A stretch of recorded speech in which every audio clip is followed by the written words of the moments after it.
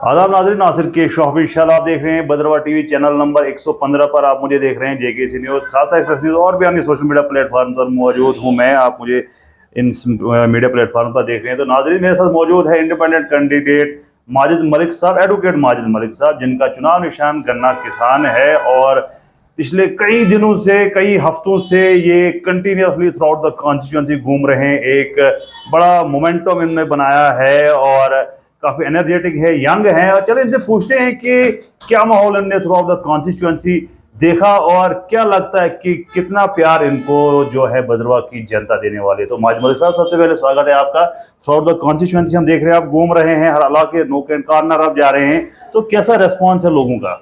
बड़ा positive response, positive vibes और लोगों का जिस तरीके से वार्म वेलकम एक नए चेहरे को मिल रहा है, उससे मुझे और ज्यादा वलवला, और ज्यादा जुनून, और ज्यादा एनर्जी मेरे में आ रही है और मैं हर जगह पहुंचने का प्रयास कर रहा हूं। लोग जो पुराने चेहरे हैं, जो ट्रेडिशनल पार्टीज हैं, उनसे कहीं ना कहीं लोग हताश हैं, निराश हैं, नाराज हैं और इसका फायदा जो है मुझे मिल रहा है, क्योंकि मैं एक नया चेहरा हूं और लोग ये मुझे कह रहे हैं कि ये पुरानी शराब नई बोतलों वाली बात है जो बाकी पार्टियां यहां पे आई हैं, इसलिए लोग उनको धिक्कार रहे हैं और धिक्कारना भी चाहिए। ये कहीं चलेंगे नहीं। आप देखेंगे कि इस बार एक जो फाइट जिसको कहते हैं, वो फाइट इन पार्टियों को मैं दूंगा, क्योंकि इन्होंने किया कुछ नहीं, लोगों को वोट बैंक के तौर पे इस्तेमाल किया, लोगों के साथ धोखा हुआ है। मैं नया चेहरा हूं, लोग मुझ पर एतमाद कर रहे हैं। मलिक साहब, हम देख रहे हैं कि आप जो है इंडिपेंडेंट कैंडिडेट है, अपने बलबूते पे जहां जा रहे हैं वहां जा रहे हैं, खुद ही जा रहे हैं। हम देख रहे हैं कि यहाँ पर तीन जो है मेन स्ट्रीम पार्टीज का अगर मैं नाम ले लूं, बीजेपी, कांग्रेस और एनसी। बीजेपी के जो मोदी जी डोडा में थे परसों, नितिन गडकरी साहब यहाँ आ रहे हैं। और नेशनल कॉन्फ्रेंस की बात करें तो उमर अब्दुल्ला और भी कई नेतागण जो हैं घूम रहे हैं। कांग्रेस की बात करेंगे तो कल यानी 15 तारीख को इमरान प्रतापगढ़ी जो है एमपी जो है, इतने बड़े नेता है, वो कांग्रेसी कैंपेन करने आ रहे हैं। तो इन जो है बोलते हैं कि इन बड़े दिग्गज खिलाड़ियों में जो है आप कितना इनको जो है परेशान करने वाले या कितना जो है आपसे डरे हुए हैं, क्या कहना चाहेंगे? भदरवा कॉन्स्टिट्यूंसी में इस बार बाहर के लोगों की बात नहीं चलेगी, भदरवा के लोगों की बात चलेगी, चिराला और भलेसा के लोगों की बात चलेगी, जिनको इन्होंने ठगा है। जो किस मुंह से कांग्रेस पार्टी के लोग या नेशनल कॉन्फ्रेंस के लोग या बीजेपी के लोग भदरवा के लोगों से, चिराला के लोगों से और भलेसा के लोगों से वोट मांग रहे हैं। मैं समझता हूं कि मॉरलिटी ये कहती है कि इनको कोई भी अधिकार, इनका कोई भी क्लेम इस कॉन्स्टिट्यूंसी के अंदर नहीं होना चाहिए वोट मांगने का। इन्हीं लोगों ने, क्योंकि ये रहे सरकार में रहे, अपोजिशन में ये रहे, ना तो इन्होंने सरकार में रहकर इस इलाके के लिए कुछ किया, ना अपोजिशन में रह के लोगों का अगुवाई की, आगे कोई नारा दिया हमारे फेवर में। मैं आपको बताना चाहता हूं, इन्हीं पार्टियों के जमाने में जो हमारी वजीरे वजारत रही है बदरवा, इन्हीं पार्टियों के चीफ मिनिस्टर रहे, मरकज में ये पार्टियां रही, इन्होंने भदरवा को काटा और आज भदरवा सुकड़कर बाला से लेके थनाला रह गया है। इन पार्टियों ने भदरवा को डिस्ट्रिक्ट के काबिल नहीं समझा, अखखार को, चिंता भावला को ब्लॉक के काबिल नहीं समझा, इन्होंने हमें ट्रांसमिशन के काबिल नहीं समझा। और कितना अच्छा होता कि ये नेता अपोजिशन का रोल निभाते, अपोजिशन का रोल भी इस भदरवा के अंदर नहीं निभाया गया। आज भी हम बेसिक जो हमारी नीड्स हैं, जिसमें हॉस्पिटल में डॉक्टर, एसडीएम का ऑफिस, एडीसी का ऑफिस, आज भी जहां पे टिकटें काटी जाती हैं वहां से चल रहा है। इन लोगों ने ध्वस्त किया, इन लोगों ने उसको डैमेज किया, डमिनिश किया, आज तक नहीं बन सका। इसी तरीके के हालात चिराला के अंदर है। मैं आपको बताना चाहता हूं, पनेजा एक बड़ा इंपॉर्टेंट गढ़ है भारतीय जनता पार्टी का चिराला के अंदर। उस पनेजा के अंदर आज भी बैंक नहीं है, उस पनेजा के अंदर एटीएम की मशीन नहीं है, हाई सेकेंडरी नहीं है, कोई हॉस्पिटल नहीं है। चिराला के अंदर ये दमखम पड़ते हैं जो पार्टियां कांग्रेस और नेशनल कॉन्फ्रेंस की, चिराला के अंदर हमें ये वहां पे कहीं नहीं है। इन्होंने चिराला में पुल नहीं दिया है स्कूल को जोड़ने के लिए, बैंक की ब्रांच वहां पे नहीं है, हॉस्पिटल वहां पे नहीं है। और जनाब, कालिए कांग्रेस के लोग किस मुंह से यहां पे आ रहे हैं? जब भी कांग्रेस का कोई नेता आता है, पहले तो इन्होंने ठगा। कांग्रेस पार्टी ने मेरे बड़े भाई शेख मुजीब अली जो डिस्ट्रिक्ट प्रेसिडेंट यहां से है, उसको ठगा गया, 5 साल उससे काम निकाला, बाद में उसको मैंडेट के काबिल नहीं समझा। ये लोग आते हैं, हमारे यहां से आ रहे हैं कांग्रेस के जो कैंडिडेट हैं, वो कहते हैं मैं ग्वाड़ी से आ रहा हूं, हाथ ऐसे करते हैं ग्वाड़ी से आ रहा हूं। जनाब भाई साहब, आप भद्रवाह की क्या बात करते हैं? पहले जो आपका अपना गांव है ग्वाड़ी में एटीएम की मशीन तो दो, ग्वाड़ी में कोई बाथरूम तो दो, कोई बैंक की ब्रांच तो दो, गुंदों में कोई बस स्टैंड दो, भर्ती में कोई बैंक ब्रांच की दो, हाई सेकेंडरी दो, डोसा टाकू में कोई हाई सेकेंडरी दो। इनको जनाब फेल है, अपने इलाकों में ही फेल है, इसलिए लोग इनको इस बार धिक्कारेंगे। ये आपको नजर नहीं आएंगे, हम इनको, मैं इनको नेक टू नेक फाइट दे रहा हूं। मेरा जनाब भद्रवाह के अंदर आज कोई आपको नहीं मिलेगा पोस्टर, चिराला में आपको मेरा कोई पोस्टर नहीं मिलेगा, भले साहब के अंदर कोई पोस्टर नहीं मिलेगा। अगर मैं नासिर साहब मुकाबले में नहीं हूं तो मेरे पोस्टर तो इन्हीं पार्टियों ने फाड़ दिए जिसपे डिस्ट्रिक्ट भद्रवाह का मंशूर है। आज मैं जिस भी घर में जा रहा हूं डोर टू डोर कैंपेनिंग के लिए, लोग मुझे कह रहे हैं कि हमारे दरवाजे पे एनसी वाले भी आए, कांग्रेस वाले भी आए और बीजेपी वाले भी आए। वो सिर्फ अपना फोटो लेके आते हैं, कहते हैं या छू दिन तो ही इसको वोट देना है। तो मैं जा रहा हूं उनके पास, मैं उनको 17 पॉइंट का मेरा मैनिफेस्टो है, एक रोड मैप है भद्रवाह के लिए, मैं उनको दिखा रहा हूं।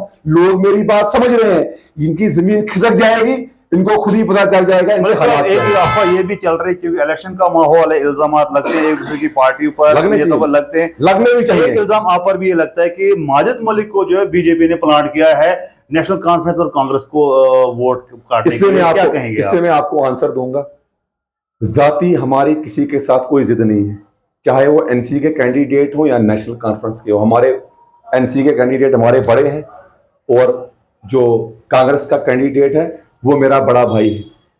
मुझे बताइए, मैं भद्रवाह के लोगों से पूछना चाहता हूं, जो आज एनसी के कैंडिडेट है, पिछली बार किस टिकट पे इन्होंने चुनाव लड़ा था?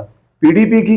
बाद में इसी सरकार ने, इन्हीं पीडीपी की सरकार ने बीजेपी के साथ सत्ता का सुख भोगा, सरकार में रहे, मजे किए इन्होंने बाद में। और मैं एक और पूछना चाहता हूं बड़े हम्बल तरीके से, हम्बल हाथ जोड़ के भद्रवाह के लोगों से, चाहे वो किसी भी इलाके के हो, धर्म और जाति के, बाद में जनाब परसों के तक पिछले महीने तक भद्रवाह की म्युनिसिपैलिटी में नेशनल कॉन्फ्रेंस का चेयरमैन रहा और बीजेपी का वाइस चेयरमैन रहा। तो बीजेपी के साथ कौन मिले हैं? यही लोग तो बीजेपी के साथ मिले हैं। ये बैठे और तालियां बजाते रहे वहां। मुझे कोई दिक्कत नहीं थी और दिक्कत होनी भी नहीं चाहिए थी मुझे, क्योंकि अगर ये बैठे, इन्होंने कोई हाथ मिलाया एनसी और बीजेपी ने म्युनिसिपल कमेटी के अंदर, कितना अच्छा होता। ये इसको कौंसल बनाते, अपग्रेड करते इस इलाके को, दोनों मिलकर यहां पे डिस्ट्रिक्ट की बात करते, अपोजिशन का कोई रोल निभाते। इन्होंने मौन व्रत रहा, चुप रहे ये। तो मुझे बताइए, पहले ये रहे बीजेपी के साथ, बाद में म्युनिसिपल कमेटी में भी बीजेपी के साथ इन्होंने मजे लिए। तो बीजेपी का कौन हुआ? बीजेपी के तो ये लोग हैं। साहब, सियासत में कहा जाता है कि सियासत जो वहां पर सर गिने जा रहे हैं, सर गिने जाते हैं।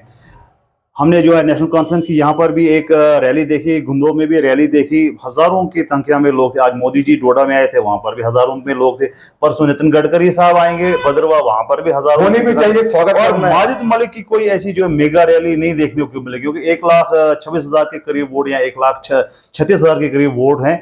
1.25 लाख लोगों में जो एक रैली करना, जिसमें कम से कम 5-10 हजार लोगों की जो प्रेजेंस दिखाना, इसमें जो है माजिद मलिक जो है अभी फाल नहीं कर रहा है। तो अब किस बेस पे क्या कहेंगे? मलिक साहब जो है वो इनके दांत खट्टे कर देगा या इनको जो हम्बली में आंसर दूंगा, बड़े बड़े प्यार से और रिस्पेक्ट से। यहां पे एक लीडर ने आज से कुछ साल पहले चुनाव लड़ा था, उसने इतनी गाड़ियां लगाई थी, इतने बड़े जलसे किए, कुठार खाली हुए थे। जरा पुरानी हिस्ट्री पढ़ना, भद्रवाह के लोगों को पता है कुठार खाली हुए। जब रिजल्ट निकला, जमानत जब्त हो गई। इस बार भी यही हाल होगा, कुठार खाली होंगे, बिरयानी चल रही है, लंगर चल रहे हैं, गाड़ियां चल रही होंगी।